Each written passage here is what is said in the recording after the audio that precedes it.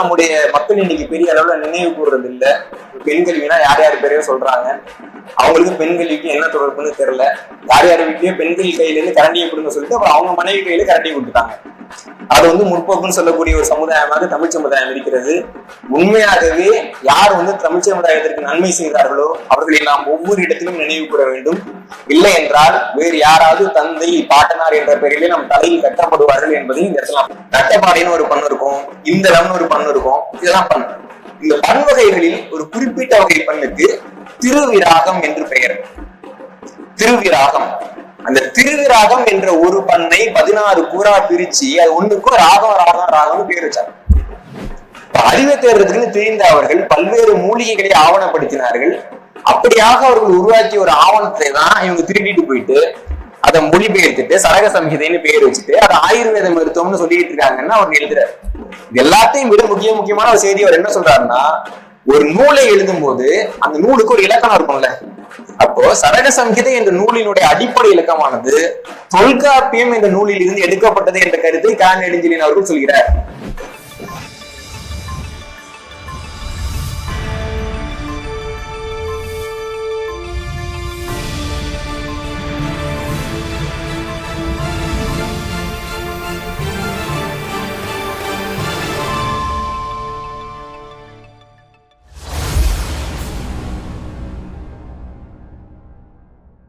நடத்தும் ஒரு சுவாரஸ்யமான கருத்தரங்கில் பங்கேற்பதற்கு மிக மகிழ்ச்சி. கருத்தரங்கின் தலைப்பு தமிழர் அறியாத தமிழர் வரலாற்று பக்கங்கள்.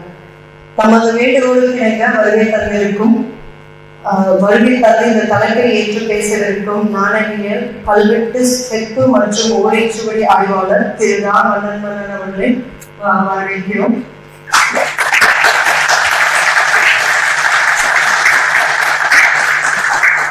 மற்றும் இந்த நிகழ்ச்சியை ஏற்று நடத்தும் சங்க தமிழ் படையகத்தின் உறுப்பினர்களையும் வருகை தந்த அனைவருக்கும் தமிழ் வணக்கத்துடன் வரவேற்கிறோம். நிகழ்ச்சியை துவங்கும் ஆஸ்திரேலியா பூர்வீக குடிமக்களுக்கு முதல் மரியாதை செலுத்துவது. இந்நிலத்து பழங்குடிகளையும் மற்றும் டோரஸ் நீரிணை தீவின் பழங்குடிகளையும் இன்றைய ஆஸ்திரேலிய நிலப்பரப்பில் முதல் தேசிய இனக்குடிகள் என நாங்கள் அறிகிறோம்.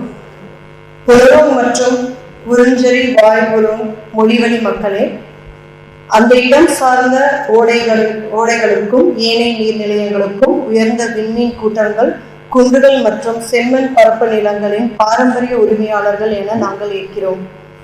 இந்நிலங்களை தொன்று தொட்டு பாரம்பரித்து வரும் மூதாதையருக்கும் பெற்றோருக்கும் இக்கண் எங்களது வணக்கத்தையும் மரியாதையையும் சமர்ப்பிக்கிறோம்.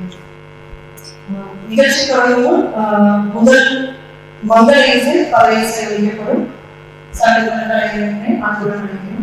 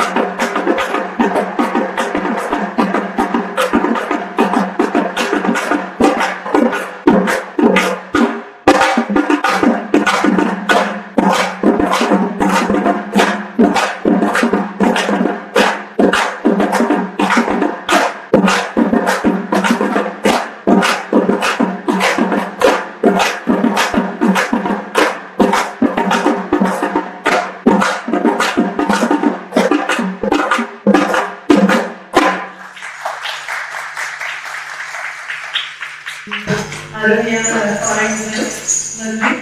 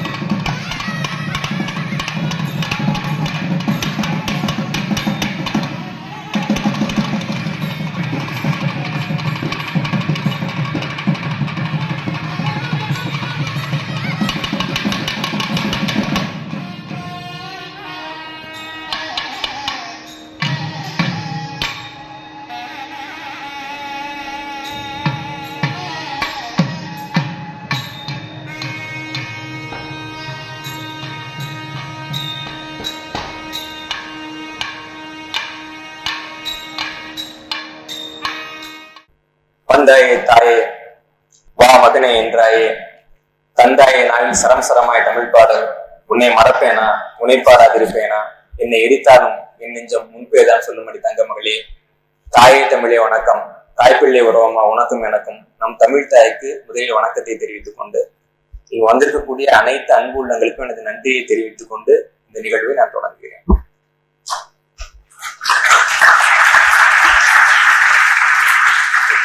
சங்கர் தமிழ் கலையகம் உள்ளிட்ட 7 அமைப்புகள் சேர்ந்து இந்த நிகழ்ச்சியை ஏற்பாடு செஞ்சிருக்கிறாங்க. செய்யறதுக்கு அவங்களுக்கு ரொம்ப குறுகிய காலம் தான் கிடைச்சது. கிடைத்த நேரத்துல ரொம்ப சிறப்பாக ஏற்பாடு செய்து என்னையும் இங்க வர வச்சு என்ன 2 நாளைக்கு குழந்தைக்கு சுத்தி காட்டுற மாதிரி சுத்தி எல்லாம் காமிச்சு நிறைய பேர் அறிமுகப்படுத்தி இவ்வளவும் செஞ்சுட்டு அவங்க கீழே உட்கார்ந்து இருக்கிறதும் நம்ம மேல நிக்கிறதும் நமக்கே கொஞ்சம் சங்கடமா இருக்கு இல்லைங்களா. தமிழ்ல சொல்லுவாங்க, பூக்களின் நறுமணம் ஊர்ப்புகளும் வேர்களின் புழுக்கம் யார் அறிவார் அப்படின்னு. மேல ஒரு பூ காத்துல ஆடி மணந்துகிட்டு இருக்குதுன்னா பூமிக்குள்ள ஒரு வேர் போயிட்டு எல்லா புழுக்கத்தையும் அனுபவிச்சுட்டு இருக்குன்னு அர்த்தம் இல்லைங்களா. அப்ப நாங்கள் பூக்களை போல இந்த மேடைகளிலே தோன்றுவதற்கு காரணமாக இருக்கக்கூடிய வேர்களை போன்ற அமைப்பு நிர்வாகிகளுக்கு எனது நெஞ்சார்ந்த நன்றி இந்த இடத்துல நான் தெரிவிச்சுக்கிறேன். நாம் உலகெல்லாம் இருக்கக்கூடிய தமிழர்கள் ஒரு காலத்தில் இந்திய நாட்டின் மேலே இருக்கக்கூடிய எல்லையிலிருந்து கடைசி எல்லை வரைக்கும் இருந்த ஒரு நிலத்தை சேர்ந்த ஒரு மக்கள். இன்னைக்கு நாம் கூடுவதற்கு தமிழ்நாட்டிலே அரங்கங்கள் கிடைக்கவில்லை, வெளிநாடுகளிலே மக்கள் அதிகமாக கிடைக்கவில்லை. இன்னொரு பெரிய முரண்பாடு பாருங்க. இப்படிதான் நம்முடைய வாழ்க்கை இருந்துகிட்டு இருக்கு. இருந்தாலும் நாம் அனைவரும் தெரிந்து கொள்ள வேண்டிய ஒரு செய்தியும் நமக்கு நாமே சொல்லிக் கொள்ள வேண்டிய ஒரு செய்தியும் என்னன்னா, ஒரு வளர்ச்சி ஒரு மாற்றம் இருக்குன்னா அதிகாரத்தில் இருப்பவர்களால அது கூடுமான வரைக்கும் மறைக்க முடியுமே தவிர அதை ஒருபோதும் அழித்து விட முடியாது. பாப்லோ நெருடா மிக அழகாக ஒரு கவிதையில சொல்லுவார், உங்களால் அத்தனை பூக்களையும் பறித்து விட முடியும், உங்களால் அத்தனை பூக்களையும் பறித்து விட முடியும், ஆனால் வசந்தம் வருவதை உங்களால் தடுத்து விட முடியாது என்று சொல்வார். அத ஒரு காலத்துல அரபு நாட்டுல ஒரு வசந்தம் வந்துச்சு, அரபு வசந்தம் என்று சொல்லுவார்கள். அது போல தமிழ்நாட்டிலே ஒரு வசந்தம் வந்து கொண்டிருக்கின்றது. அந்த வசந்தத்தினுடைய மிக முக்கியமான தொடக்க இடமாக ஆஸ்திரேலியாவும் இருக்கும் என்ற எனது கணிப்பை கூறிக்கொண்டு உங்க அனைவரையும் பார்க்கல என்னை மகிழ்ச்சி நான் திருப்பி வருகிறேன். இதுக்கு முன்பா ஒரு சகோதரி ஒரு பாட்டு பாடினாங்க, ரொம்ப அருமையான பாடல். ஏன்னா பஞ்சத்தை பார்த்த குழந்தைங்களுக்கு அந்த பாடல்ல இருக்கக்கூடிய உண்மை என்னன்னு தெரியும். அதுலயும் பாத்தீங்கன்னா அவங்க இந்த பெண் கல்வி அப்படின்னு ஒரு சொற்றொடரை பயன்படுத்தினாங்க. தமிழ் மொழிக்கு பெண் கல்வி என்ற சொல்லை முதலாக கொடுத்த ஒரு பெயர் மாவீரம் வேதநாயகம் பிள்ளை. இந்த இடத்துல நான் பதிவு பண்றேன், ஏன்னா நிறைய பேருக்கு இன்னைக்கு அவர் யாருன்னு தெரியாது. பிரதாப முதலியார் சரித்திரம்ங்கிறது தான் தமிழினுடைய முதலாவது நாவல். நம்ம எல்லாம் கேள்விப்பட்டிருப்போம் இல்லைங்களா. ஆனா அந்த முதல் நாவல்லையே ரொம்ப முற்போக்கான பெண் கதாபாத்திரங்களை ஒரு படைச்சு காட்டுவார். ஒரு ஆண் இருப்பான் கதாநாயகனா, அவனுக்கு அறிவு இருக்காது, ஆனால் கூட இருக்கக்கூடிய பெண் அவனுக்கு வழிகாட்டுவாங்க. அந்த காலகட்டத்திலேயே அவர் உருவாக்கின பாத்திர படைப்புகள் எல்லாமே கல்வியில சிறந்தவங்களா இருப்பாங்க, குடும்பத்துக்கு அறிவுரை சொல்லுவாங்க, பக்கத்து வீட்டுக்கு அறிவுரை சொல்லுவாங்க, வீட்டுக்குள்ள பெண்களை பூட்டி வச்சுட்டு இந்த காலகட்டத்திலே அப்படியான ஒரு கதாபாத்திரங்களை உருவாக்கி பெண் கல்வி என்ற தொடரை தமிழர்கள் அடிக்கடி உச்சரிக்குமாறு செய்தவர் ஆயிரம் வேதநாயகம் பிள்ளை அவர்கள் இவங்க சொன்னாங்க இல்லைங்களா ஒரு பஞ்சம்ட்டு. அதை விட 1000 மடங்கு மோசமான ஒரு பஞ்சம் தமிழ்நாட்டில் ஏற்பட்ட தாது வருட பஞ்சம். ஏன்னா நம்ம எப்பயுமே பஞ்சத்தை மறக்கக்கூடாது. அது நம்ம பட்டதுலயே பலமான அடி. அந்த அடியை மறந்து போயிட்டோம்னா நமக்கு எந்த அடியும் ஞாபகம் இருக்க போறது இல்லை. அந்த தாது வருட பஞ்சம் ஏற்பட்ட காலகட்டத்தில் அவர் ஒரு அரசு அதிகாரியாக ஓய்வு பெற்றிருந்தாரு. அவர் தன்னுடைய மொத்த சொத்தையும் வித்து ஏழை மக்களுக்கு கஞ்சி தொட்டி திறந்து அவங்களுக்கு எல்லாம் சாப்பாடு போட்டார். இன்னைக்கும் தமிழ்நாட்டுல பஞ்சம் வந்துச்சுன்னா கஞ்சி தொட்டி திறப்பா 4 பேர் போறாங்க இல்லைங்களா, 4 பேருக்கு பசியாக்குறாங்க இல்லைங்களா.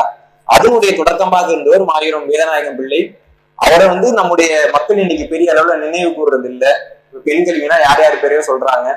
அவங்களுக்கு பெண் கல்விக்கு என்ன தொடர்புன்னு தெரியல. யார் யார் வீட்லயோ பெண்கள் கையில இருந்து கரண்டியை கொடுங்க சொல்லிட்டு அப்புறம் அவங்க மனைவி கையில கரண்டியை கொடுத்துட்டாங்க. அது முற்போக்குன்னு சொல்லக்கூடிய ஒரு சமுதாயமாக தமிழ் சமுதாயம் இருக்கிறது. உண்மையாகவே யார் தமிழ் சமுதாயத்திற்கு நன்மை செய்தார்களோ அவர்களை நாம் ஒவ்வொரு இடத்திலும் நினைவு கூற வேண்டும். இல்லை என்றால் வேறு யாராவது தந்தை பாட்டனார் என்ற பெயரிலே நம் தலையில் கட்டப்படுவார்கள் என்பதையும் இந்த இடத்துல நான் பதிவு பண்ணேன்.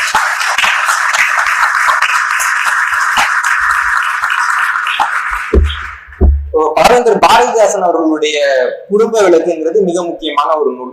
நம்ம அனைவருக்குமே தெரியும். ஒரு குடும்பத்துல கல்வி எல்லாம் இருந்ததுன்னா அந்த குடும்பம் எவ்வளவு சிறப்பா இருக்கும் அப்படிங்கிறதுக்கான நூல். அவங்க ஒரு பாட்டும் பாடினாங்க. அது போல அவர் எழுதிய இன்னொரு நூல் இருண்ட வீடு அப்படின்னு.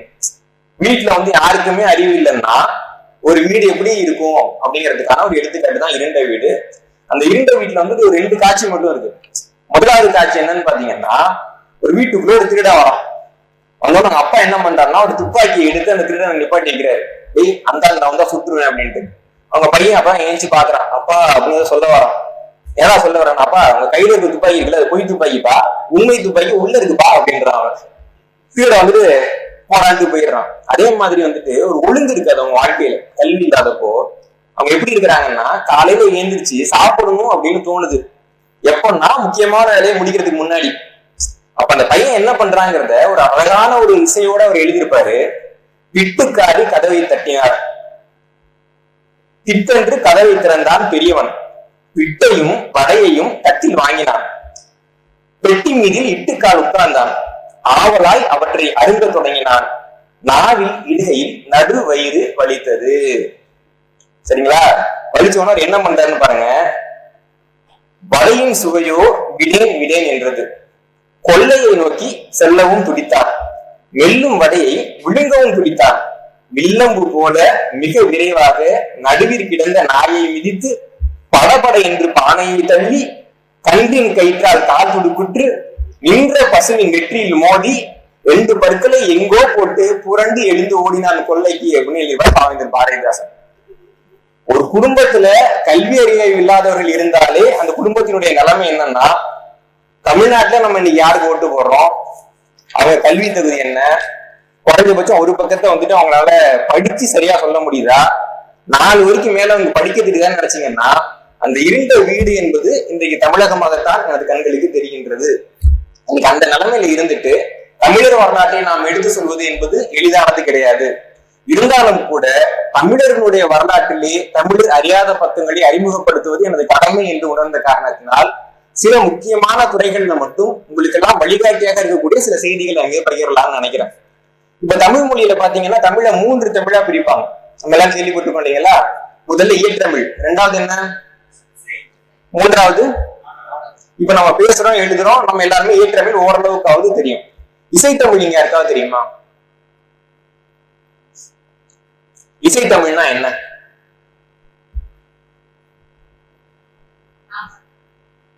பாராட்டும் ஒரு வகையில் இசைத்தமிழ் தான். ஒவ்வொரு மொழிக்கும் ஒவ்வொரு அழகு இருக்கும். தமிழ் மொழியுடைய ஆக சிறந்த ஒரு அழகு என்ன தெரியுமா? அதனுடைய இசைத்தன்மை. அந்த மொழியோட உச்சரிப்பு, ஒரு உச்சரிப்பு நம்ம 3ஆ பிரிச்சு எந்த இடத்துல எந்த சொற்கள் வேணுமோ அதை பயன்படுத்தலாம் அப்படின்னு கொண்டு வந்திருக்கோம். இன்னைக்கு இந்தியா முழுக்க பல்வேறு விதமான இசை இருக்கு. இந்த இந்துஸ்தானி இசைன்னு சொல்றாங்க, இங்க பாத்தீங்கன்னா கர்நாடக இசைன்னு சொல்றாங்க. இந்த இசைக்கெல்லாம் மிக மூத்த ஒரு இசை வடிவம் என்னன்னா தமிழ்நாட்டில் இருந்த இசைத்தமிழ் என்கின்ற இசை வடிவம். இது நம்ம சான்று இல்லாம சொல்லல. இந்தியாவிலேயே மிக பழமையான இசை கல்வெட்டு அரச்சலூர் அப்படிங்கிற ஊர்ல இருக்கக்கூடிய இசை கல்வெட்டு. இந்த கல்வெட்டு கிபி 2வது நூற்றாண்டை சார்ந்தது. நமக்கு இன்னைக்கு இருக்கக்கூடிய ராகங்கள் மாதிரியே முன்னாடி பழைய இசை வடிவங்கள்லாம் இருந்தது. அதுல பாலை என்பது ஒரு குறிப்பிட்ட இசை வடிவம். அந்த பாலையில சதுரப்பாலை, வட்டப்பாலை என்று 2 வகையான பாலைகள் இருந்தது. அதுல சதுரப்பாலை என்கின்ற ஒரு குறிப்பிட்ட இசைக்கான அந்த வடிவத்தை கல்வெட்டாக கிபி 2வது நூற்றாண்டிலே நான் தமிழகத்தில் செதுக்கி வைத்திருந்தோம் நண்பர்களே. கிபி 2வது நூற்றாண்டுல இசையில் அந்த இடத்துக்கு நம்ம போயிருக்கோம். அதுலயே அந்த இசை தமிழர்களுக்கு எவ்வளவு பிடிச்சிருந்தது அப்படின்னா, ஒரு மலை இருக்கு, அந்த மலையில இருந்து அருவி கீழே விழுது. அப்ப யாராவது ஒரு நாட்டை அடையாளம் சொல்லணும்னு வச்சுக்கோங்களேன், ஒரு அருவி விழுவும்ல, அது முழவு மாதிரி சத்தம் கேட்கிற ஒரு நாடு இருக்குல்ல, அந்த நாட்டை சேர்ந்தவன் அந்த ஆண். ஒரு அருவி இருக்குல்ல, அந்த அருவியோட சத்தம் பறையை போல கேட்கக்கூடிய நாட்டை சேர்ந்தவன் அந்த ஆண் அப்படின்னு சொல்லுவாங்க. அப்ப அந்த அருவி தண்ணி ஒரு விதத்துல கொட்டோம்ல, அந்த தமிழ் இசை இருக்கு. அதனால புறநானூறு என்ன சொல்லுதுன்னா, மலையில் இருந்து கீழே விடக்கூடிய ஒரு அருவியை தமிழ் இசை அருவி என்று புறநானூறு பதிவு செய்கின்றது. அப்ப தமிழ் மொழியில நாம் பேசக்கூடிய இந்த சொல்லக்கூடிய எழுத்துக்கள் மட்டும் இல்லை, மலையில் இருந்து நீர் விழக்கூடிய சத்தமும் தமிழுக்கு தான் சொந்தம் என்பது நம்ம எத்தனை பேருக்கு தெரியும்? தொலைச்சிட்டோம்ல, இன்னைக்கு எல்லாத்தையுமே தொலைச்சிட்டோம்ல. சிந்திச்சு பாருங்க, இன்னைக்கு என்ன சொல்றாங்க? ஒரு பறை என்று ஒரு இசைக்கருவி இருக்கின்றது, நம்முடைய மிக முக்கியமான ஒரு இசைக்கருவி. இப்போ 2 பறை சேர்ந்தது ஒரு மேளம், அது கல்யாணத்துக்கு இசைக்கலாம். ஆனா ஒரு பறையை நீங்க சாவுக்கு தான் இசைக்கலாம்னா என்ன காரணம்? இப்போ பறை இசைக்கக்கூடியவர்கள் நம் தமிழ் சமூகத்துல மேலேயே இல்லவே இல்லையா அப்படின்னு பாத்தீங்கன்னா, ஒரு காலகட்டத்தில் பறையோடு நெருங்கிய தொடர்புடைய கொடிகள் தான் கோவில் பூசாரிகளாக தமிழ்நாட்டிலே இருந்தார்கள். இப்ப கூட பாத்தீங்கன்னா ஒரு கோவில்ல பஞ்சமுக வாத்தியம்னு ஒரு வாத்தியத்தை எடுத்து வைக்கிறாங்க. அந்த வாத்தியத்தை எப்படி இசைப்பது என்று யாருக்கும் தெரியவில்லை. அப்ப கல்வெட்டெல்லாம் எடுத்து பாக்குறப்போ அந்த கோவில்ல உவச்சர் என்று ஒரு குடும்பத்தினர் இருப்பாங்க. அந்த உவச்சர் குடும்பத்தை சேர்ந்த ஆண்கள் மட்டும்தான் அந்த பஞ்சமுக வாத்தியத்தை வாசிக்க முடியும் இருக்கு. ஆனா அந்த குறிப்பிட்ட உவச்சர் குடும்பத்துல ஆண் வாரிசு இல்ல, பெண் வாரிசு மட்டும்தான் இருக்கு. இந்த சம்பவம் நடக்கிறப்ப அந்த பெண் வாரிசு என்ன பண்றாங்கன்னா, ஒரு பள்ளியில தலைமை ஆசிரியராக இருக்கிறார். ஆனாலும் அவருக்கு அந்த வாத்தியத்தை வாசிக்க தெரிகிறது. அவர் இப்படிதான் அந்த வாத்தியத்தை வாசிக்கணும் அப்படின்னு நமக்கு அடிச்சுட்டு போறாங்க. கோவிலில் பிராமணர்களுக்கு தானம் கொடுத்தது பேசுறோம் இல்லைங்களா? சோழர் காலத்தில் கோவில்களில் ஓச்சர்கள் தான் பூசாரிகளாக இருந்தார்கள். அவர்கள் ஓச்ச பட்டர்கள் என்று பிற்காலத்தில் அழைக்கப்பட்டார்கள். அவர்களுக்கு பிராமணர்களுக்கு கொடுக்கப்பட்ட மரியாதை கொடுக்கப்பட்டது. தமிழ்நாட்டில் இன்றைக்கு இருக்கக்கூடிய பெரும்பாலான அம்மன் கோவில்களிலே பட்டர் என்ற பெயரில் இருப்பவர்கள் இந்த ஓச்சப்பட்டர்கள் தான். அப்ப ஒரு வாத்தியத்தை வாசிக்கக்கூடிய ஒரு நபர் கோவிலில் பூசாரிகளாகவே இருக்கலாம் என்பது நம்முடைய மரபாக இருந்தாலும் கூட, இன்னைக்கு ஒரு குறிப்பிட்ட வாத்தியத்தை வாசிக்கக்கூடியவன சுடுகாட்டு வழியில் நிப்பாட்டுறவன் எவ்வளவு பெரிய அவமானம்! ஒரு இசை கருவிக்கு நிகழ்ந்த அவமானம், ஒரு இசை வடிவத்திற்கு நிகழ்ந்த ஒரு அவமானம், ஒரு மொழிக்கு நிகழ்ந்த ஒரு அவமானம், ஒரு பண்பாட்டுக்கு நிகழ்ந்த ஒரு மாபெரும் அவமானம் என்பது பறை என்ற ஒரு கருவிக்கு நிகழ்ந்த மாபெரும் புறக்கணிப்பு. ஆனா அதை பத்தின எந்த ஒரு சொன்னையும் இல்லாம நம்ம கடந்து போற முடியுங்களா? இல்லையா? இது போல ஒரு இழிவு நமக்கு கிடையாது. ஒரு காலத்தில் தமிழ்நாட்டில் போர்கள் நடக்கின்ற பொழுது அந்த போருக்கு வாசிக்கக்கூடிய ஒரு வாத்தியமாக இருந்து சண்டை மேளங்கிற ஒரு வாத்தியம், சண்டை மேளம். அதே கருவி கேரளாவுக்கு போகுது. போனாலும் அவங்க எல்லா நிகழ்ச்சிக்கும் அதை வாசிக்க ஆரம்பிக்கிறாங்க. இன்னைக்கு நாம ஒரு கதை தொடர்ந்தோம்னா கேரளாவில இருந்து அந்த சண்டை மேளத்தை கூப்பிட்டு இங்க வாசிக்கிறோமே தவிர, நம்ம உள்ளூர்ல பறை வாசிக்கிறவனை கூப்பிட்டு வாசி வைக்கிறோமா? அப்ப நமக்கு என்னன்னா, நம்ம வீட்டு பொருளாவே இருந்தாலும் சரி, அடுத்த எடுத்துட்டு போயிட்டானா அது உயர்வு. நம்ம வீட்டு பொருள் நம்ம கிட்டக்கே இருந்துச்சுன்னா அது தாழ்வுனா என்ன மாதிரியான மனநிலை? இசைத்துறையில் நாம் இழந்தது என்பது கொஞ்சம் நஞ்சம் கிடையாது. இன்னைக்கு நம்ம இசையில் என்ன சொல்றோம்? சரி க ம ப த நி 7 சுரங்கள் அப்படின்னு சொல்றோம். ஆனா அடியாருக்கு நல்லார் இது என்ன சொல்றாருன்னா, குரல், துத்தம், கைக்கிளை, உலை, இழி, விடரி, தாரம் என்று அவர் சொல்கிறார். இதுதான் அந்த இசை வடிவத்தினுடைய பழைய பெயர்களாக இருந்தது. அப்ப இதுதான் பழைய பேர் அப்படின்னா, 2வது நூற்றாண்டிலேயே நமக்கு இசை இருந்ததுன்னா கர்நாடக இசைன்னா என்னங்க? கர்நாடக இசைங்கிறது கர்நாடகால இருந்துச்சா? கர்நாடக இசைன்னு பேர் சொல்றேன், யாராவது பத்தி யோசிச்சிருக்கோமா? நமக்கு மேல இருக்கக்கூடிய ஒரு குறிப்பிட்ட மக்களை நம்ம கர்நாடகத்தை சேர்ந்தவர்கள் என்று சொல்லுவோம், நம்முடைய வழக்கம். அதுக்கும் மேல ஒருத்தவங்க இருப்பான் இல்லைங்களா, இந்த தெற்கான பகுதியில, அவங்க மொத்தமா நம்ம எல்லாரையும் சேர்த்து கர்நாடகர்னு சொல்லுவாங்க. கேரளாக்கு மேல இருக்கிறவங்க நம்ம எல்லாரையும் மலபாரிங்கன்னு சொல்லுவாங்க. ஏன்னா கேரளா கீழே இருக்க தமிழ்நாட்டை சேர்த்து மலபாரி. ஆந்திராக்கு மேல இருக்கிறவங்க நம்ம எல்லாரையும் சேர்த்து ஜெண்டுகள்னு சொல்லுவாங்க. அதே மாதிரி தெற்கான பகுதியை சேர்ந்தவர்கள் தான் இந்த தென்னிந்தியா முழுக்க கர்நாடகம் அப்படின்னு சொன்னாங்க. தமிழ்நாட்டை ஆற்காடு நவாப்னு ஒருத்தவங்க ஆட்சி செஞ்சாங்க இல்லைங்களா? சென்னையில பாத்தீங்கன்னா வாலாஜா சாலை இருக்கும், ஆற்காடு இடம்லாம் இருக்கு இல்லைங்களா, ஆற்காடு சாலை இருக்கு, எல்லாமே இருக்கு இல்லைங்களா? ஆற்காடு நவாபுகள் என்கிற இஸ்லாமியர்கள் அந்த இடத்த ஆட்சி செஞ்சாங்க. இந்த இடத்துல நான் ஒரு விஷயத்தை பதிவு பண்ணணும். சென்னையில இருக்கக்கூடிய மயிலாப்பூர் கபாலீஸ்வரர் கோயில் அவர்கள் தானமாக கொடுத்ததுதான். நான் அவங்களோட நாணயத்தை சேகரிச்சிருக்கேன். அவங்களுடைய நாணயத்தில் பெரும்பான்மையாக இடம்பெற்ற கடவுள் முருகன். ஆனா அவங்க இஸ்லாமிய அரசர்கள். அவங்களுடைய நாட்டை அவங்க என்ன சொன்னாங்கன்னா ஆற்காடு சுபேதாரி அப்படின்னு சொல்லுவாங்க. அதனுடைய இன்னொரு பெயர் என்னன்னா கர்நாடகம். சென்னையில இருந்து ஆட்சி பண்ணவங்களோட நாட்டுக்கு பேரு கர்நாடகம். இப்ப கர்நாடகம்ங்கிறது வந்துட்டு மேல ஆரம்பிச்சு கீழே வரைக்கும் இருக்கக்கூடிய அந்த பரப்பினுடைய பொது பெயராக இருந்தது. பின்னாடி கன்னடம் பேசக்கூடிய மக்கள் வந்து தனியா ஒரு மாநிலம் பிரிச்சப்போ அந்த மாநிலத்துக்கு மைசூர் ஸ்டேட் அப்படின்னு அவங்க பேர் வச்சாங்க. அப்படி பேர் வைக்கிறப்ப இங்க இருக்கக்கூடிய திராவிட இயக்கத்தை சார்ந்தவர்கள், மிக குறிப்பாக அண்ணாதுரை அவர்கள் வந்து நேரில் போயிட்டு கர்நாடகம்னு ஒரு பேர் இருக்கு, அது பழமையான பேரு, நீங்க எடுத்துக்கங்க அப்படின்னு சொல்லி அவங்க எடுத்துக்கிட்டாங்க. கர்நாடக இசைன்றது ஒன்று தோன்றி பல நூற்றாண்டுகள் பின்னாடி தான் கர்நாடகம்ன்ற ஒரு மாநிலம் தோன்றுது. இப்ப கர்நாடக இசைங்கிறது யாருடைய இசை, யாருக்கான இசைன்னு பார்த்தோம்னா, தமிழ்நாட்டுல ஒரு இசை இருந்துச்சு இல்லைங்களா, அந்த இசைய 12வது நூற்றாண்டுல டெக்கான் பகுதி ஆட்சி செஞ்ச சோமேஸ்வர பூலோக மல்லன்ற ஒரு அரசரு அது என்ன இசைன்னு பேர் தெரியாம கர்நாடக இசைன்னு பேர் சொன்னார். ஏன்னா அவர் இடத்துக்கு கீழே இருக்குது மொத்தமா, அதனால அவர் வச்ச பேர் தான் வந்துட்டு கர்நாடக இசை அப்படின்னு. இப்ப தமிழ் இசைன்னு ஒண்ணு இருக்கு இல்லைங்களா, அதுல நியாயமா கர்நாடக இசைங்கிற ஒரு அங்கம். ஆனா இன்னைக்கு என்ன சொல்றோம், கர்நாடக இசை ரொம்ப உயர்வானது. தமிழ் இசையெல்லாம் யாருங்க படிப்பா, அதுல ஒரு பேரு நாட்டுப்புற இசை அப்படின்ட்டு. இந்த பாட்டெல்லாம் நான் பாக்குறேன். இப்ப தஞ்சாவூர் மண் எடுத்து தாலி ஒண்ணு செய்யணும்னு ஒரு பாட்டு இருக்கும், அதுதான் அப்புறம் வைரமுத்தவர்கள் மாத்தி எழுதிட்டாரு, அதை விட்டுருங்க. அப்ப தஞ்சாவூர் மண் எடுத்து தாலி ஒண்ணு செய்ய சொன்னன்ற பாட்டை பாடினவங்க யாருக்கு, எந்த ஊருக்காரங்களா இருக்கணும், தஞ்சாவூர் சேர்ந்தவங்களா தானே இருக்கணும். இப்போ நம்ம மெல்பர்ன்ல இருக்கோம், மெல்பர்ன் எத்தனை வருஷம் வாங்க நகரம், 200 வருஷம் வச்சுக்கலாம் சரிங்களா. தஞ்சாவூர் எத்தனை வருஷமா நகரம், 1000 வருஷமா. தஞ்சாவூர்காரங்க பாடின பாட்டுக்கு பேரு நாட்டுப்புற பாடல். இதெல்லாம் நியாயமா? அப்ப அதற்கு நம்ம என்ன பெயர் சொல்லணும் அப்படின்னா மக்கள் இசை என்று சொல்கிறார்கள். எந்த ஊர்ல இருந்தாலும் பொதுமக்கள் வந்து அவருடைய ஒரு அழகியலை, அவருடைய ஒரு ஆசையை, அவருடைய ஒரு அன்பை பதிவு செய்யக்கூடிய ஒரு இசை வடிவமாக இருப்பதனால் மக்கள் இசை அப்படின்னு பேரு. இளையராஜா அவர்கள் தமிழ் திரைப்பட உலகத்துக்கு வந்த பின்னாடி அவருடைய பாடல் பாத்தீங்கன்னா அதனுடைய இசை ரசனைங்கிறது ரொம்ப உயரத்துல இருக்கும். ஆனா பாட்டு எழுதுறவங்க வந்துட்டு ரொம்ப மக்கள் நிலையில தான் எழுதணும். பாத்தீங்கன்னா இந்த தொடங்கி வச்சவர் வந்துட்டு திருவூர் பிரகாசம் வரல, மயில் குயில் ஆட்சி தேடி அக்கச்சி அப்படின்னு அவர் எழுதுவார். பின்னாடி வந்துட்டு பாரதியார் வர்றப்போ அவரும் சொல்றப்போ வந்துட்டு ரொம்ப சாதாரணமான வார்த்தைகளை, செந்தமிழ்நாடு என்னும் போதிலே இன்பத்தேன் வந்து பாயுது காதினிலே போனாரு. அதற்கு பின்பாக இளையராஜாவுடைய காலகட்டத்துலதான் மச்சான பாத்தீங்களா அந்த மலவாள தோப்புக்குள்ள அப்படின்றாங்க. அப்ப நமக்கு ரசிக்க தெரிஞ்ச ஒரு வடிவம்ன்றது என்ன, நமக்கு புரிஞ்ச ஒரே வடிவம் மக்கள் இசைறாங்க. ஆனா நமக்கு புரிஞ்ச, நமக்கு பிடித்த, நமது மன்றிலே தோன்றிய ஒரு இசைய நாட்டுப்புற இசைன்னு சொல்லிட்டு நமக்கு எதுவுமே புரியாத ஒரு இசையை மேற்கத்திய இசைன்னு சொல்றோம் பாத்தீங்களா. நம்மள மாதிரி ஞானசாமி எங்கேயாவது இருக்க முடியுமா, இல்லைங்களா? அப்ப ஒவ்வொரு இடத்திலும் நாம் தமிழ் இசையை அவமானப்படுத்திக்கிட்டே வரோம்.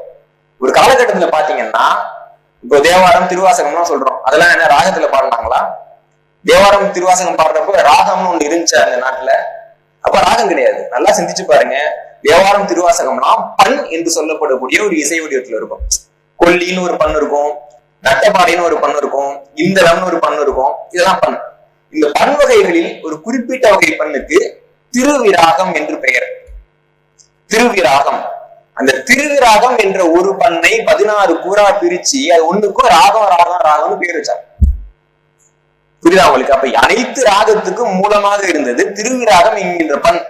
ஆனா இன்னைக்கு நம்ம மாணவர்களுக்கு பண் பத்தி தெரியறது இல்லை, ஆனா ராகம் பத்தி நல்லா தெரியுது. யோசிச்சு பாருங்க. அதுலயும் இந்த பாடல்கள் எல்லாம் பார்த்தீங்கன்னா ஒரு காலகட்டத்தில் கர்நாடக இசை என்பது வளர்க்கப்படுகிறது இந்த மண்ணுல. 15வது நூற்றாண்டிலிருந்து 19வது நூற்றாண்டு வரைக்கும் தமிழகத்தை ஆய்வு செய்யக்கூடிய ஆய்வாளர்கள் என்ன சொல்றாங்க அப்படின்னா, குறிப்பிட்ட காலகட்டத்தில் தமிழகத்தில் இசை தமிழ் வளர்க்கப்படவே இல்லை, அதற்கு மாறாக கர்நாடக சங்கீதம் வளர்க்கப்பட்டது என்று ஆய்வாளர்கள் கூறுகிறார்கள். அப்ப இப்படி ஒவ்வொரு இடத்துலையும் நம்ம கிட்டே இருந்து ஒண்ணு போகும். நமக்கு கிபி 2வது நூற்றாண்டுல வந்து இசை தமிழ்னு ஒண்ணு இருக்கும், அப்புறம் பண்ணுன்னு ஒண்ணு வரும், அந்த பண்ணுல இருந்து ராகம்னு ஒண்ணு பிறக்கும், அதுக்கு கர்நாடகம்னு பேர் வச்சா உலகமே கொண்டு வந்து அதை நல்லா வளர்த்துடும். தமிழ்ல பேர் இருக்க வரைக்கும் அத்தனை பேரும் புறக்கணிப்பார்கள், பிறகு நாமையும் அதை மறைந்து போவோம். அப்படின்னா அது என்ன மாதிரியான ஒரு பண்பாடு? தமிழுக்கு இசை வடிவம் இல்லையா அப்படின்னு பாத்தீங்கன்னா நிறைய இசை வடிவம் இருக்கு. இன்னைக்கு வந்து ராப் அப்படின்னு சொல்லிட்டு ஒரு இசை வடிவத்தை சொல்றாங்க, தமிழ்ல அதுக்கு சொல்லிசை அப்படின்னு பேரு. நீங்க பாக்குறீங்கல்ல, பாட்டுக்கெல்லாம் நடுவுல பாடுறாங்கல்ல. இப்ப வந்து அப்படி சொல்லிசையில் ஈடுபட்டிருக்கக்கூடிய ஒரு தம்பியோட பேட்டியை நான் பார்த்தேன். அவர் சொன்னாரு, எனக்கு ரொம்ப பிடிச்ச ராப்பர், முதலாவது ராப்பர் உலகத்துல வந்து அருணகிரிநாதர் தான் அப்படின்னு சொன்னாரு. முத்தை தருபத்தி திருநகை அத்திக்கிற சக்தி சரவண முக்தி குரு வித்து குருபர என ஓத முக்கட்பரமற்கு சூரி முற்பட்டது கற்பித்திருள் 33 தமிழர் மடிப்பேன. இது வந்து அருணகிரிநாதர் பாடினது. அருணகிரிநாதருக்கு முன்பாக இந்த வடிவம் இல்லையானா அவருக்கு முன்பாக இந்த வடிவம் இருந்திருக்கிறது. திருஞான சம்பந்தன் வந்துட்டு விநாயகருடைய தோற்றத்தை பத்தி பாடுறப்ப எப்படி சொல்றாருன்னா, பிடிகதன் உருவமை கொடமிக கரியது வழிபடு தனதடி வழிபடும் அவரிடர் கடிகணபதி வர அருளினன் மிகு கொடை வடிவினன் பயில் வழி வளமுறை இறையே அப்படின்னு பாடுறாரு. இது அருணகிரிநாதருக்கு முன்பாக. சம்பந்தர் வந்து திருவிராகம்னு ஒரு பண் சொன்ன இல்லைங்களா, அதுலயே ஒரு பாட்டு பாடுறாரு. இந்த பாட்டை உச்சரிக்கிறது ரொம்ப கடினம். இப்ப சொல்லுவாங்க இல்லைங்களா டங் ட்விஸ்டர்ன்ட்டு. வாழவரி கோலப்புலி கீழதுரி தாளின் விசை நாலு மகிழ்வார் ஆளும் அவர் வேல நகர் கோடையில கோலக்களி ராலி வரவில் அப்படின்னு ஒரு பாடுறாரு. இதெல்லாம் வந்துட்டு சொல்லிசை என்பதற்கான மூலங்கள். இதெல்லாம் 7வது நூற்றாண்டை சேர்ந்தது. 19வது நூற்றாண்டுல ஐரோப்பிய நாடுகள்ல வந்த பின்னாடி ராப்புன்றது ஒரு இசை இருக்கு, சொல்லிசை இருக்குன்னு மாஞ்சி எழுதுற ஆய்வு செய்யக்கூடிய யாருமே தமிழ்நாட்டில் 7வது நூற்றாண்டில் இருந்து இருக்கக்கூடிய இந்த இசை வடிவத்தை பத்தி இது வரைக்கும் ஒரு PhD பண்றதா கூட நான் கேள்விப்படல. அப்ப தமிழர்களுக்கு தங்களுடைய மொழியில என்ன இருக்குன்றது தெரியாது. இது எல்லாத்துக்கும் மேல நான் சொல்றேன், இதெல்லாம் இசைக்கருவி இருக்கு இல்லைங்களா, இந்த ஒவ்வொரு இசைக்கருவிக்கும் ஒரு வரைவரை இருக்கும். ஒரு இசைக்கருவி வச்சுட்டு என்ன வாசிக்க முடியும்? ஒரு படத்துல சொல்லுவாங்கல்ல, என்ன இதை வச்சு நவந்தானே வாசிங்க என்ன இல்லைங்களா, வாசிக்க வேண்டியதானே அப்படின்னா எல்லாத்தையும் வச்சு நவந்தானா வாசிக்க முடியாது. ஒரு குறிப்பிட்ட கருவியில சில வாசிக்க முடியும், சில வாசிக்க முடியாது. அதுல யாழ் இருக்கக்கூடிய ஒரு இசைக்கருவியில தான் அதிகபட்சமா நிறைய வாசிக்க முடியும். ஒருத்தவங்க பாட்டு பாடுறாங்கன்னா பாடுறதுக்கு இணையா வாசிக்கலாம், பாடுற மாதிரியே கூட வாசிக்கக்கூடிய ஒரு கருவியா யாழ் இருக்கு. அப்படி இருக்கிறப்போ திருஞான சம்பந்தன் வந்து ஒவ்வொரு கோயிலையும் போய் பாட்டு பாடுறப்போ திருநீலகண்ட யாழ்ப்பாணர்கள் கூட வந்து யாழை மீட்டுறாரு அந்த பாட்டுக்கு. அப்ப யாழ்ப்பாணரோட உறவினர்கள் என்ன சொல்றாங்க அப்படின்னா, ஏன்னா உறவினர்கள் எப்பயுமே கொஞ்சம் ஏற்றி பேசுவாங்க இல்லைங்களா, அவங்க என்ன சொல்றாங்கன்னா, இந்த ஆள் என்ன பாடுறான், நீ வாசிக்கிறல்ல அதுதான் நல்லா இருக்கு, நீ வாசிக்கலாம் ஒரு ஒண்ணுமே கிடையாது அப்படின்னு பேசுறாங்க. இது கேட்டவொடனே திருநீலகண்ட யாழ்ப்பாணருக்கு மனசு ரொம்ப கஷ்டமா போயிட்டு, என்னங்க அவர் பாடுறாருன்னா நான் போய் வாசிக்கிறேன், என்னை பத்தி இப்படி பேசுறாங்களேன்ட்டு. அவர் போய் என்ன கேட்கிறாருன்னா சம்பந்தர்கிட்ட, நான் வந்து என்னுடைய யாழ்ல வாசிக்கவே முடியாத மாதிரி ஒரு பாட்டு பாடுங்க. எல்லாரும் பார்த்துக்குங்க, ராஜவேந்திரன் ஒரு படத்துல ஒரு காட்சி மாதிரி வச்சிருப்பாங்க, என்னால அபிநயம் பிடிக்க முடியாத மாதிரி ஒரு பாட்டு பாடுங்க, அந்த மாதிரி என்னால வாசிக்க முடியாத மாதிரி ஒரு பாட்டு பாடுங்கன்றப்போ அவர் வந்து ஒரு பாட்டை பாடுறாரு. திருவிராகம்ங்கிற பண்ணுலதான் மாதர் மடப்பிடியும் மட அன்னமும் அன்னது ஓர் நடையும் மலைமகள் துணைய நம்ம மகிழ்வாரு அந்த பாட்டில் தொடங்கும். அதுல முடிகிறப்ப எப்படி முடிப்பாருன்னா, தாதவிழ் புன்னை தயங்கு மலர்ச்சிறை வண்டரை எழில் பொழில் குயில் பயில் தருமபுரம்பதியே அப்படின்பாரு. 1 2 3 4வது போனோம், 5வது போக முடியல. அதுல உடனே அந்த யாழை வந்து அவரால் மீட்ட முடியல. அதனால இந்த குறிப்பிட்ட பண்ணை பத்தி சொல்றப்போ இது யாழ்மூரி பண் என்று சொல்லப்படக்கூடிய வழக்கம் வந்து இது தமிழ்ல இருக்கு. அப்போ ஒரு மொழியினுடைய உச்சம் என்னன்னா, ஒரு இசைக்கருவியால வாசிக்க முடியாத ஒரு இடத்துல என்னால பாட முடியும்னு இருக்குல்ல, அதை நிகழ்த்தி காட்டியது தமிழ் மொழி. இது எல்லாத்துக்கும் மேல இன்னைக்கு வந்து நம்ம குழந்தைங்க இருக்கிறாங்க, பாலிண்ட்ரோம்னு ஒண்ணு பத்தி சொல்லுவாங்க ஆங்கிலத்துல. இப்படியே மேடம்னு ஒரு வார்த்தை இருக்குது, இப்படி போட்டாலும் அப்படி போட்டாலும் ஒரே மாதிரி வரும். ஆங்கிலத்துல வந்து இந்த வார்த்தையை வச்சு ஒரு தொடர் எழுத முடியுமா? அதிகபட்சமா ஒரு தொடர் எழுதலாங்க. சரி, அதை வச்சு 4 வரி கொண்ட ஒரு பாராகிராஃப் எழுத முடியுமா? பாலிண்ட்ரோம்ல முடியாது. அதிகபட்சமா ஒரு தொடர் தான் எழுத முடியும். ஆனா தமிழ் மொழியில பாலிண்ட்ரோமுக்கு 10 பதிகம் இருக்குன்னு சொன்னவங்களால நம்ப முடியுதா? பதிகம் 10 பாட்டு இருக்கு. அந்த பாடல என்ன உதாரணத்துக்கு நான் ஒரு பாட்டு பாடுறேன் பாருங்க. யாமாமா நீ யாமாமா யாழி காமா காணாக்கா காணா காமா காழியா மாமாயா நீ மாமாயா.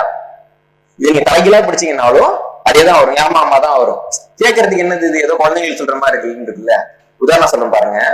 யாமாமாங்கிறத யாம் ஆமா, யாம் ஆன்மா. மனுஷங்கள்லாம் யாரு? சைவ சார்ந்தபடி நாமெல்லாம் ஆன்மா. நீ மாமா, மானா பெரியன்னு அர்த்தம். அப்ப நீ பெரிய ஆன்மா பரமாத்மா. யாமாமா நீ யாமாமான்னா நான் ஜீவாத்மா, நீ பரமாத்மான்னு அர்த்தம். 10 பாடல்களை எழுதியிருக்கிறார்கள். இன்னைக்கு வந்துட்டு இப்படி எல்லாம் பாடல் இருக்கு என்பது கூட நமக்கு தெரியல அப்படின்னா நமக்கு எல்லாம் என்ன அறிவு இருக்கு? அப்ப நாம் தொலைத்து போன, நமக்கு இல்லாமல் போன ஒரு மிகப்பெரிய இழப்பு என்னன்னு பாத்தீங்கன்னா, தமிழர் வரலாற்று பக்கத்தில் நாம் அடைந்த மிகப்பெரிய தோல்வி என்பது தமிழ் இசை என்கின்ற ஒரு இசை வடிவத்தை இழந்தது. இன்னொரு அந்த இசை வடிவம் யார் காலத்தில் அழிந்து போனதோ அவர்களே சிறந்த அரசர்கள் என்றும் சொல்லிக் கொள்வது. இது மாதிரி ஒரு ஆமானம் இருக்கா?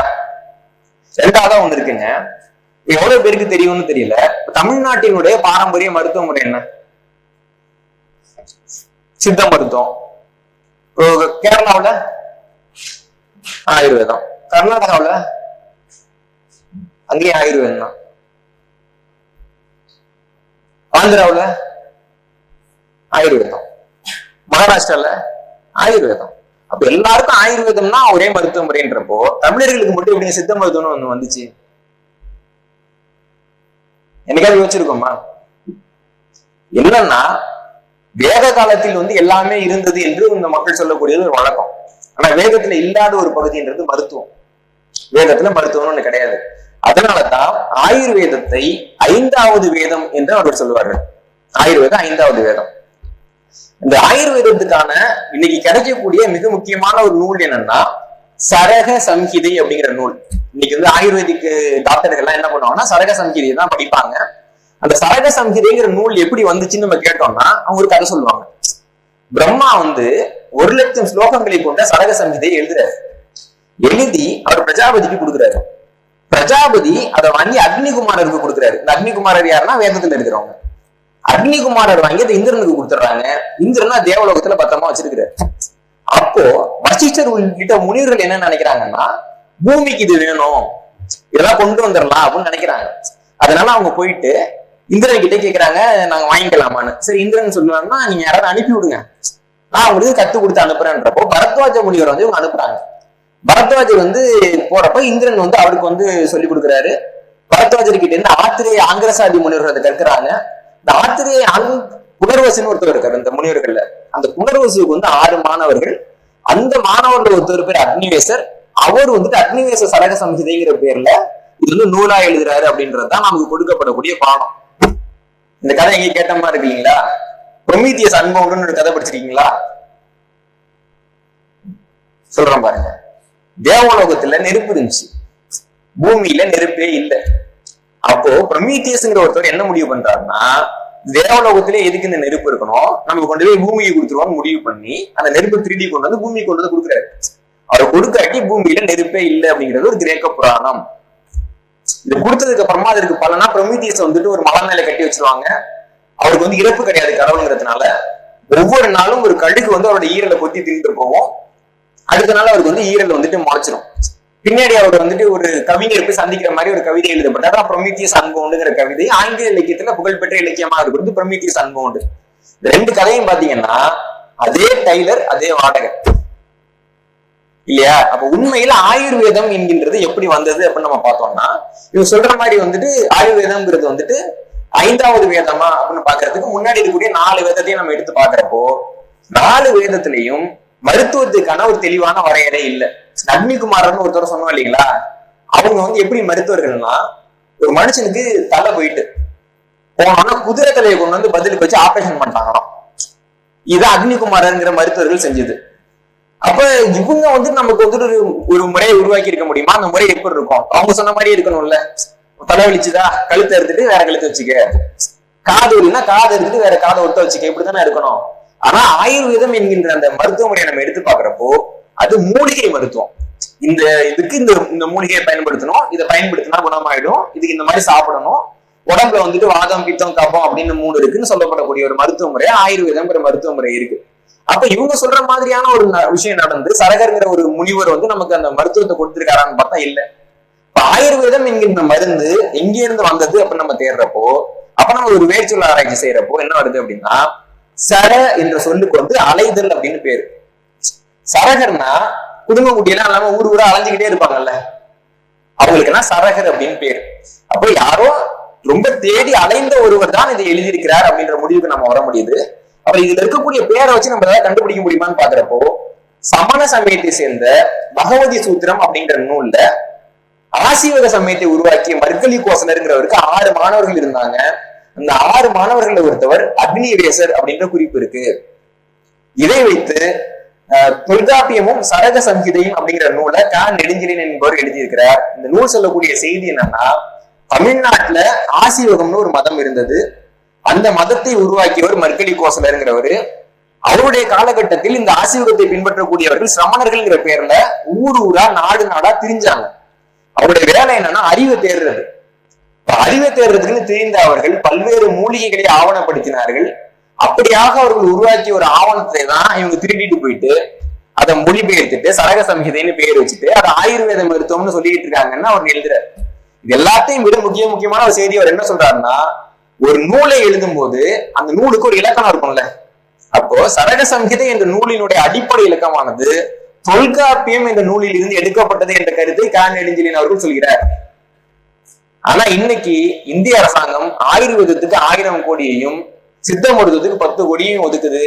ஆயுர்வேத மருத்துவர்களுக்கு கொடுக்கப்படக்கூடிய எந்த மரியாதையும் தமிழ்நாட்டில் சித்த மருத்துவர்களுக்கு கொடுக்கப்படுவதில்லை.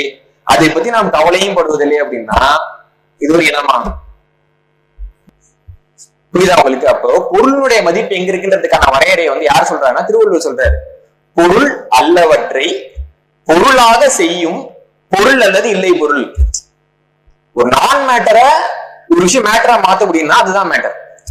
புரிஞ்சா? பொருள் அல்லவற்றை பொருளாக செய்யும் பொருள் அல்லது இல்லை பொருள் அப்படின்னு திருவள்ளுவர் சொல்றாரு. அப்ப நம்ம இன்னைக்கு பணத்துக்கு பின்னாடியே ஓடுறோம்னு வச்சுக்கோங்களேன், நாளைக்கு இந்த பணத்தை செல்லாதுன்னு அறிவிக்க முடியும். அறிவிச்சாங்களா இல்லையா? 1000 நோட்டுல நம்ம பொய்கள்லாம் முடிச்சோமா இல்லையா? புரியுதா உங்களுக்கு? அப்ப பொருளாதாரம் என்னன்னா பொருள்ங்கிறது என்னன்னு புரிஞ்சுக்கணும். பொருளாதாரம் என்பது பணத்துக்கு பின்னாடி வர்றது பொருளாதாரம் இல்ல. எதை வேண்டுமானாலும் பணமாக மாற்றக்கூடிய அதிகாரத்தை கையில் வச்சுக்கிறது பேர் தாங்க பொருளாதாரம்.